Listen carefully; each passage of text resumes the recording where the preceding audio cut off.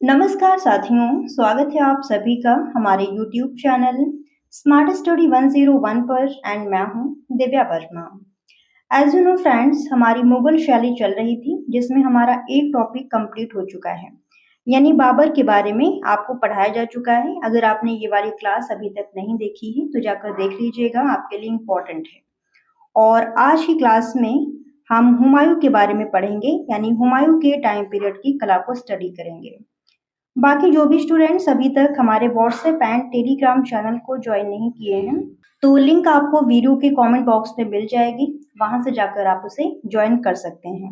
आपके जो भी क्वेश्चंस हैं वो आप मुझसे टेलीग्राम चैनल पर पूछ सकते हैं। और फिलहाल हम हुमायूं के टाइम पीरियड की कला को स्टडी करते हैं, समझते हैं इसे। तो हुमायूं का जो टाइम पीरियड है वो 1530 से 1556 ईस्वी है। ठीक है, ये हुमायूं का टाइम पीरियड है, यानी शासन करने का। इसका जो पूरा नाम है, हुमायूं का पूरा नाम है नासिरुद्दीन मोहम्मद हुमायूं। नासिरुद्दीन की जगह पर नसीरुद्दीन भी लिखा होता है, तो आप ध्यान रखिएगा। तो नसीरुद्दीन या फिर नासिरुद्दीन मोहम्मद हुमायूं, ये हुमायूं का पूरा नाम है। और हुमायूं का अर्थ होता है भाग्यवान। हुमायूं का अर्थ क्या होता है? भाग्यवान।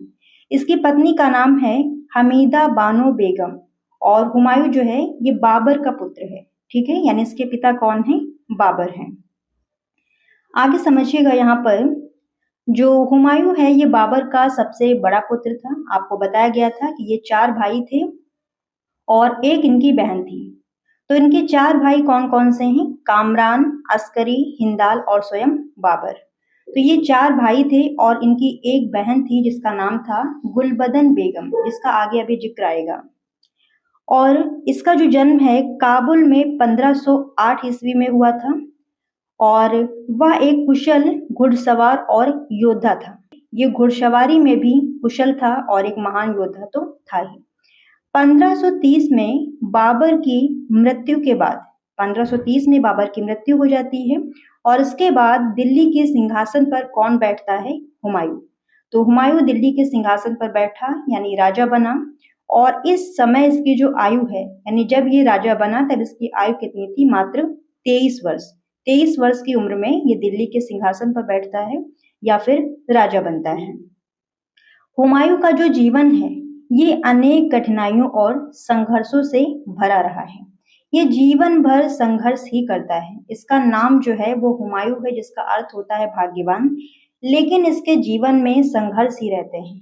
ये भाग्यवान की जगह अभागा था, ऐसे आप समझिए। देखिए, 1530 से 1540 तक वह लगातार कंटिन्यू अपनी सत्ता को बनाए रखने के लिए संघर्ष करता रहा, लड़ाइयां करता रहा। अब देखिए इसके साथ में होता क्या है। तो 1540 में कन्नौज के युद्ध में शेर शाह सूरी से हुमायूं हार जाता है। 1540 में कन्नौज के युद्ध में शेर शाह सूरी और हुमायूं का मुकाबला होता है, जिसमें हुमायूं हार जाता है। इसके बाद क्या होता है? हुमायूं अपना राज्य छोड़कर इसे भागना पड़ता है, वरना फिर ये मार दिया जाता। तो ये भाग जाता है और ये लाहौर होते हुए अमरकोट यानी सिंध पहुंच जाता है और वहां पर राणा की शरण लेता है, यानी अमरकोट के जो राणा थे उनकी शरण में जाता है।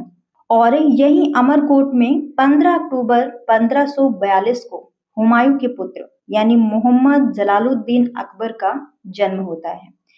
तो अकबर का जन्म कहाँ पर हुआ था? ये इंपॉर्टेंट पॉइंट है, इसे आप ध्यान रखेंगे, पूछा जा सकता है। तो अमरकोट के किले में 15 अक्टूबर 1542 में अकबर का जन्म होता है। और सिंध से निकलकर हुमायूं कहाँ पहुंचता है? ईरान। कहाँ पहुंच जाता है? ईरान पहुंच जाता है। और वहां पर सफावी वंश के शासक शाह तामास्प, ठीक है, जो वहां पर ईरान में राजा कौन होते हैं? शाह तामास्प। ये उसका काफी सम्मान करते हैं, यानी हुमायूं जब वहां पर पहुंचता है तो शाह तामास्प उसका काफी सम्मान करते हैं। और हुमायूं का राज्य जो उसे छिन गया था उसको पाने के लिए, राज्य को वापस पाने के लिए शाह तामास्प जो हैं वो एक उसे सेना देते हैं और बहरम खां जैसा योग्य सेनापति भी देते हैं। तो इस प्रकार से जो हुमायूं है वो ईरान से एक सेना की टुकड़ी और बहरम खां जैसा सेनापति लेकर वापस आता है। ठीक है, वापस आता है और इसकी मदद से जो हुमायूं हैं वो 1540 से 1545 तक अपने राज्य को वापस पाने के लिए संघर्ष किया और आखिरकार 1545 में उसने काबुल और कंधार पर फिर से अधिकार कर लिया। देखिए, हुमायूं जो है वो पहले आपको बताया गया था अभी कि शेर शाह सूरी से इसका मुकाबला होता है तो ये भाग जाता है, तो उसके पास कुछ भी नहीं था। ठीक है, इसके पास कुछ भी नहीं था, इसके जो भी सेनापति थे, जो भी सेना थी, वो मारी गई थी, पकड़ी गई थी। तो इसीलिए ये भागकर कहाँ पहुंच जाता है, ईरान, और ईरान से इसके पुराने संबंध थे। तो वहां पर जो राजा था शाह तहमास्प, ये हुमायूं की मदद करता है और उसे एक सेना की टुकड़ी देता है और बहराम खां जैसा एक सेनापति देता है और कहता है जाओ और तुम्हारा जो राज्य है उसे फिर से जीत लो जाकर। अब समझिएगा हुमायूं का जो कला प्रेम है। देखिए, कला को हम पढ़ रहे हैं तो यही आपके लिए इम्पोर्टेंट है, वो तो एक भूमिका थी। अब देखिएगा, हुमायूं को अपने पिता की तरह कला, धर्म, इतिहास, साहित्य और कविता में काफी रुचि थी, लेकिन चित्रकला में उसकी जो रुचि है वो विशेष रुचि थी। कहा जाता है कि हुमायूं जब युद्ध यात्राओं पर जाता था, यानी हुमायूं जब युद्ध करने जाता था तो अपने साथ चित्रों वाली पुस्तकें, यानी चित्रित पुस्तकें जिसमें चित्र होते हैं, ऐसी पुस्तकें रखता था और खाली समय में उन पुस्तकों के जो चित्र हैं वो देखकर अपनी कला रुचि को पूर्ण करता था। उसके जो दरबारी चित्रकार हैं वो भी उसके साथ में हमेशा रहते थे कि कहीं पर उसको कोई सुंदर चीज दिखाई दी तो तुरंत वहां पर बनवा लेता था। और एक बार जो हुमायूं है ये सिंध और खानदेश होते हुए ईरान जा रहा था। ये एक छोटी सी कहानी है, इसको समझिएगा। एक बार का ऐसा समय है जब हुमायूं सिंध देश और खानदेश होते हुए ईरान जा रहा था, तो एक पड़ाव मतलब डालते हैं, छावनी डालते हैं रुकने के लिए। तो उसके पास में, यानी हुमायूं के पास में एक सुंदर सा कबूतर आकर बैठ जाता है। तो हुमायूं उसे पकड़कर उसके पंख काट देता है और चित्रकार से, देखिए चित्रकार जो है उसके साथ में हमेशा रहते थे, अभी आपको बताया गया है, तो चित्रकार से उसका चित्र बनवाता है उसी कबूतर का और फिर उसे छोड़ देता है। इससे पता चलता है कि हुमायूं को चित्रकला में कितनी रुचि थी। देखिए, ये लाइन जब मैं पढ़ती हूँ तो मुझे ऐसा लगता है कि इससे ये पता चलता है कि हुमायूं जो है वो कितना बर्बर था, कितना खूंखार था।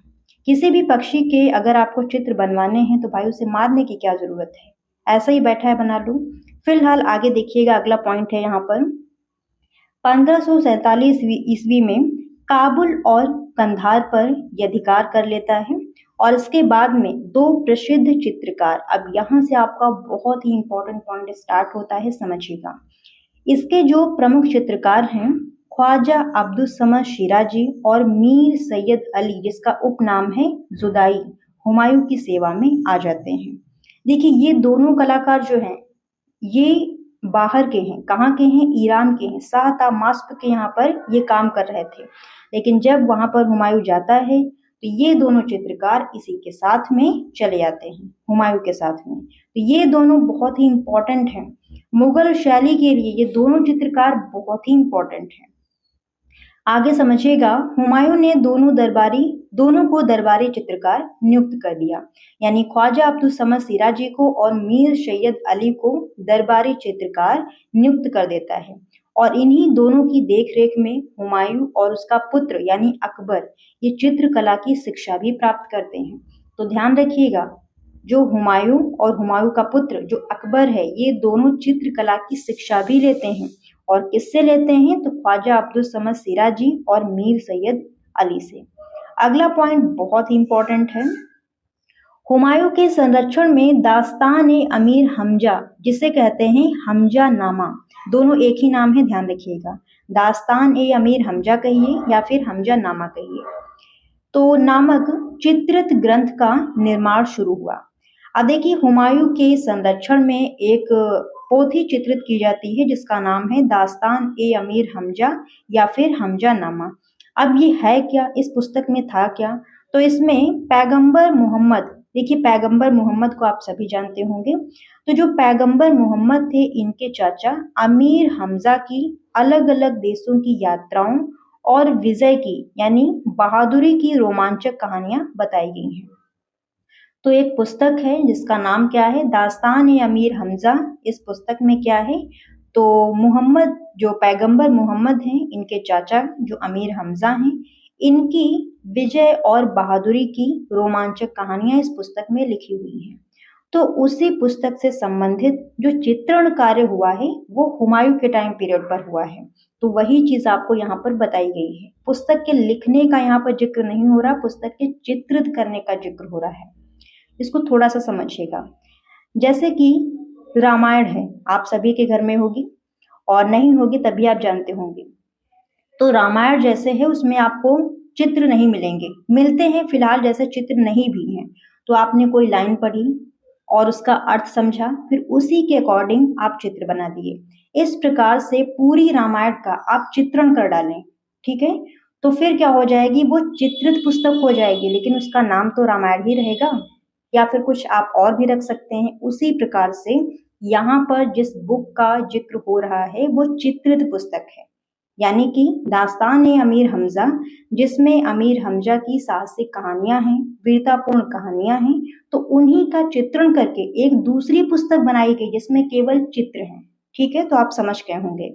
आगे देखिएगा, माना जाता है कि हुमायूं ने यह काम अपने पुत्र अकबर की शिक्षा और चरित्र निर्माण के उद्देश्य से शुरू करवाया था। ऐसा माना जाता है कि जो दास्तान-ए-अमीर हमजा है, इसका चित्रण हुमायूं ने अपने पुत्र अकबर की शिक्षा के लिए, क्योंकि उसमें अमीर हमजा की बहादुरी, साहसिक और विजय की कहानियां हैं। तो चित्रण जब होता है तो बच्चा उनको देखता है, उससे प्रेरित होता है। तो ऐसा माना जाता है, और कई विद्वान ये भी मानते हैं कि ये जो पुस्तक है दास्तान-ए-अमीर हमजा, ये अकबर के टाइम पीरियड पर चित्रित हुई है। तो दोनों पॉइंट्स आपको बता दिए गए हैं, ध्यान रखिएगा। लेकिन ये जो ग्रंथ है अकबर के शासनकाल में पूर्ण होता है, यानी हुमायूं के टाइम पीरियड से चित्रण स्टार्ट होता है और अकबर के शासनकाल में पूरा हो जाता है। लेकिन कुछ विद्वान क्या मानते हैं कि ये जो दास्तान-ए-अमीर हमजा ग्रंथ है, इसका चित्रण अकबर काल में ही होता है। ठीक है, आगे देखिएगा, अबुल फजल बदायूनी और शहनवाज खां जैसे इतिहासकार भी इसे अकबर के समय में पूर्ण मानते हैं। अब आगे देखिएगा, जो ग्रंथ है हमजा नामा, इसमें जो चित्र बने हैं उनकी कुछ विशेषताएं हैं, तो इनको समझ लीजिएगा क्योंकि ये बहुत ही इंपॉर्टेंट ग्रंथ है, यहाँ से क्वेश्चन पूछे जा सकते हैं। तो इसमें जो चित्र बने हैं ये लगभग 68 गुणे 52 सेंटीमीटर के हैं और सूती कपड़े पर बनाए गए हैं। शुरुआत में इसमें फारसी चित्रकला शैली का प्रभाव था। देखिए, फारसी चित्रकला शैली का प्रभाव इसलिए था क्योंकि मीर सैयद अली, ख्वाजा अब्दुल समद सिराजी, ये सब कहाँ के हैं, ईरान के हैं, तो उसका प्रभाव तो इसमें दिखाई देगा ही। और अगला पॉइंट है, बाद में इसमें भारतीय गांवों के दृश्य, भारतीय जीवन, हिंदू आकृतियां और भारतीय पोशाकें भी दिखाई देने लगी। यानी जो शुरुआती चित्र हैं उसमें ज्यादातर आपको ईरानी विशेषताएं मिलेगी, फारसी विशेषताएं मिलेंगी, लेकिन धीरे धीरे जो आगे के चित्र हैं जो अकबर के टाइम पीरियड में भी चित्रित हुए हैं, और आप जानते हैं कि जो अकबर है वो हिंदुओं को अपने शासन काल में अधिक महत्व देता है, उनको उच्च पद भी देता है। तो उसी के अकॉर्डिंग यहाँ पर समझिएगा कि हमजानामा के जो आगे के चित्र हैं उसमें भारतीय चित्रों की जो विशेषताएं हैं, भारतीय गांव हैं, भारतीय जीवन और भारतीय पोशाकें हैं, वो भी दिखाई देने लगती हैं। इसीलिए फारसी और भारतीय कला का मिश्रण इसमें देखने को मिलता है। हमजानामा चित्रावली मुगल कला का उद्गम ग्रंथ माना जाता है। इंपॉर्टेंट पॉइंट है, अगर आपसे क्वेश्चन पूछा जाए कि मुगल काल की पहली चित्रित पोथी कौन सी है, तो आप तुरंत लिख कर आएंगे हमजानामा। अब देखिए, चित्रित पोथी, मैंने एक शब्द बोला, इसका मतलब समझिएगा।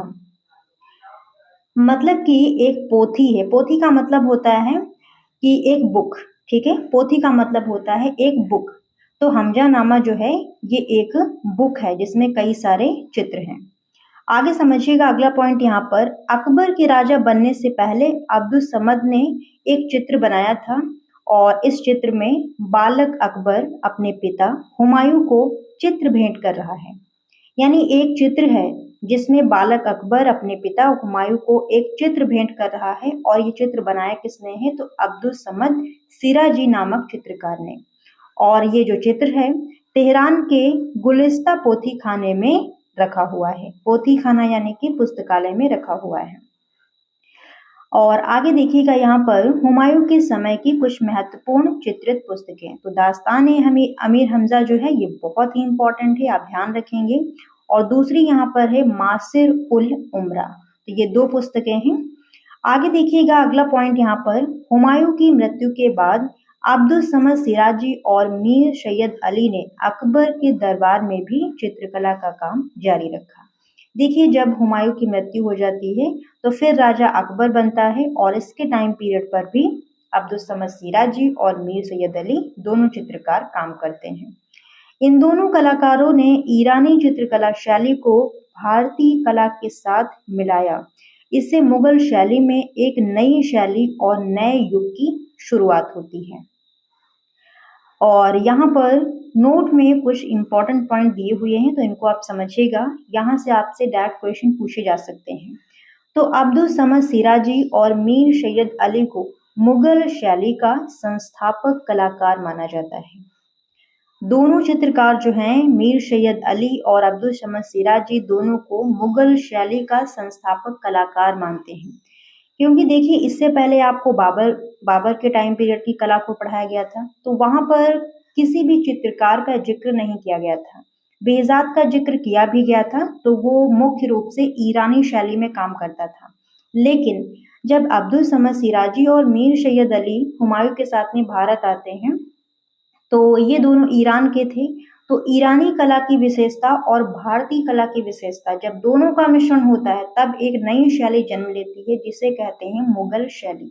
तो इसीलिए मुगल शैली का संस्थापक कलाकार किसको मानते हैं? अब्दुल समद सिराजी को और मीर सैयद अली को। लेकिन अगर राजा की बात करें तो मुगल शैली का संस्थापक या फिर जो प्रारंभ करता है वो हुमायूं है। हुमायूं के टाइम पीरियड से माना जाता है या फिर हुमायूं के माना जाता है। और हुमायूं की बहन जो है गुलबदन बेगम, इन्होंने हुमायूं नामा की रचना की थी, इसे भी ध्यान रखिएगा।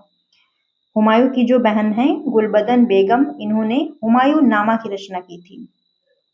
और हुमायूं का जो मकबरा है ये दिल्ली में बना हुआ है, और इसे हुमायूं की पत्नी हमीदा बानो बेगम ने बनवाया था। हुमायूं की जो पत्नी है हमीदा बानो बेगम, जिन्हें हाजी बेगम भी कहते हैं, तो इन्होंने बनवाया था। और इसके जो वास्तुकार हैं वो कौन है? मिर्जा ग्यास बेग। यानी हुमायूं के मकबरे के वास्तुकार कौन है? मिर्जा ग्यास बेग। और इस मकबरे की एक विशेषता भी है, ये मकबरा 4 बाग योजना पर आधारित है। ये कैसे है? 4 बाग योजना पर आधारित है। और 4 बाग योजना क्या होती है? तो आपको बाबर की जो क्लास थी, यानी बाबर वाली जो क्लास थी, उसमें बताया गया है। शुरुआती महत्वपूर्ण इमारतों में से एक है, यानी मुगल काल की शुरुआती महत्वपूर्ण इमारतों में से ये एक मानी जाती है। और इसमें दोहरा गुंबद है, यानी डबल डोम बनाया गया है। जो मकबरे होते हैं उसमें एक इस तरीके से गुंबद बनाया जाता है, ठीक है, गोल उल्टे कटोरी के भांति। तो इसमें डबल डोम है, यानी 2 गुंबद है। और इस मकबरे में सफेद संगमरमर का भी प्रयोग किया गया है। तो ये कुछ इंपॉर्टेंट पॉइंट्स थे हुमायूं के मकबरे से संबंधित, इन्हें आप ध्यान रखेंगे। और अगला पॉइंट यहाँ पर आता है, हुमायूं ने प्रसिद्ध चित्रकार मीर सैयद अली को नादिर उल मुल्क की उपाधि भी प्रदान की है, जिसका अर्थ होता है राज्य का अद्भुत या फिर अनमोल व्यक्ति। तो हुमायूं ने मीर सैयद अली को नादिर उल मुल्क की उपाधि से नवाजा है। ये भी आपके लिए इम्पोर्टेंट पॉइंट था। और यहाँ पर हुमायूं के टाइम पीरियड की जो कला है वो समाप्त होती है। अगली क्लास में आपको पढ़ाया जाएगा अकबर के बारे में, जो कि आपके लिए बहुत ही ज्यादा इम्पोर्टेंट है, ठीक है। और ये क्लास आपको कैसी लगी हमें कमेंट करके जरूर बताइएगा। आपके किसी भी प्रकार के कोई भी क्वेश्चंस हैं तो वो आप मुझसे टेलीग्राम चैनल पर पूछ सकते हैं। और मिलते हैं दोस्तों बहुत जल्द किसी अगली वीडियो में। तब तक के लिए धन्यवाद साथियों। जय हिंद।